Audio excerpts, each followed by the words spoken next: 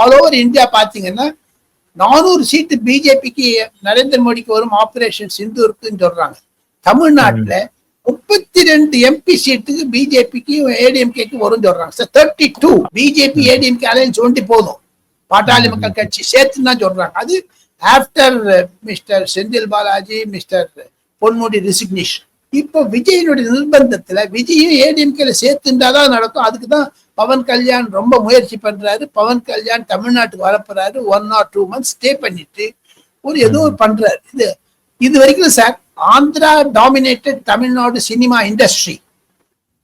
Now Andhra is going to dominate Tamil Nadu politics. BJP தலைவர் நயனார் நாகேந்திரன் என்ன சொல்லியிருந்தாருன்னா, OPS வந்து நம்ம இதுலதான் இருக்காரு, என்டிஏல தான் இருக்காரு அப்படின்னு சொன்னாரு. அது இன்னமும் ட்ரூவா சார்? எப்போ ஓபிஎஸ் ஜாயின் பண்ண போறாரு சார் என்டிஏக்குள்ள? சார் இது ஒண்ணு சார், ஓபிஎஸ் ஒரு வேவரிங் மைண்டான இருக்கார் சார்.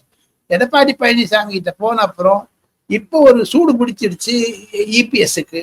இந்த சூழ்நிலை பாத்தீங்கன்னா ஒரு 5-6 தேதிக்கு ஜூன் மாசத்துல அமித்ஷா சென்னை வர இருக்கிறார்.